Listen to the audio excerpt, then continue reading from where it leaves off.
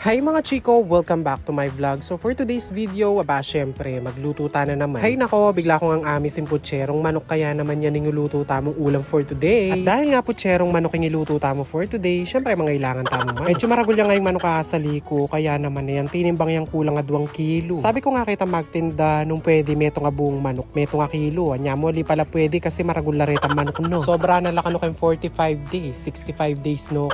Charis. Kaya ba't ko nga liglugan, ayan, petik-tikang kulam very light. Kaya nga mapaling kawali, ipan fry talaretang kay katamong manok, bayo tamong manggiso. Iluto tala mong very light hanggang mawala itang daya-daya. At kabang ang panayan talang mag light brown detang kay katamong manok, aw na-prepare ko na pa itang hanggang gamitan tamo. Bali sinali ko nga palang 30 pesos na pechay, kasi manyaman niya din naman kemputsero itang marakalya gule, diba? At kay ba't ko nga pangilidet ang kay katamong pechay, sunod ko ng bailatan dening kay katamong saging na sabo. Ay rigo mga cheng, ni kumuha realize, mas malala pa pala detang gule, penyali ko kaya sa kening manok. Kay ba't ko nga balatan detang kay katamong saging na saba, ayan, ni-slice ko lamo kay nga 2 piraso itang meto. Sunod ko na rin palang penghili ining kay katamong repolyo. O diba, hagule na ning kanakong putsero. At kanyang maluto sa likod ting manok. Kay ba't na ning repolyo ay nebelatang kunoretang kay katamong carrots, tapos ayan, pinit na kaya kalibutan, tapos penny slice ko na ladi. Bali sinali ko rin pala meto nga pirasong red bell pepper, tapos penny slice kaya mo kalupa na ning akakit yung kayong video. Tapos sinali ko rin palang 30 pesos na Baguio beans dahil nga yung putsero at yung Baguio beans. Sakit siguro ne patsela yung Baguio beans sa limayaw sa putsero.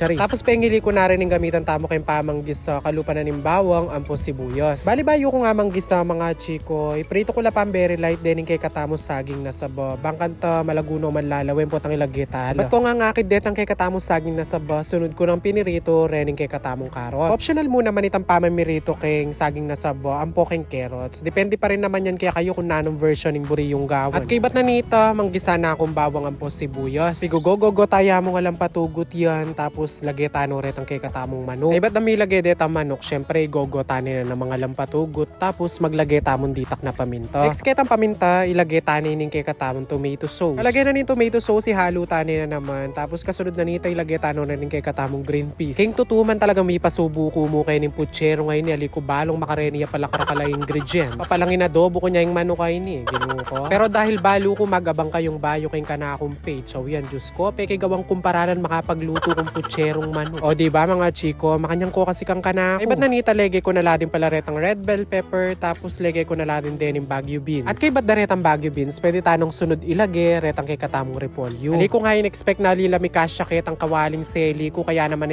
transfer ko pa kayo ni maragula kawali. At para nga mas lalo yapang kumanyaman ng kay katamong putsero, maglagay tamo palang chicken cubes. Pagkalagay na nitang chicken cubes sagad mendurugan, potarugwa, pangande, buya po. At kapag nga medyo malapit na maluto, pwede tanong ilagay rin saging na saba ampong carrots na pinirito tamo nandin. Pagkalagay na nga reta saging na saba ampong carrots, pepabuka lang kemon 2 to 3 minutes, and ayan, luto na kay katamong putserong manok. Nung minabit kayo kayo ng part na ng video ko ngayon paki-comment nyo naman nung taga kayo no karin bangkat tabalo ko no karin emiras yung video. At nung aburiyan nyo naman ng ulam tamo for today's video, don't forget to like, follow, and share. O siya, dahil nga may rant nga chiyo, magsandok na ako pa bangkanta makapanganak. Thank you for always watching. God bless everyone. Bye!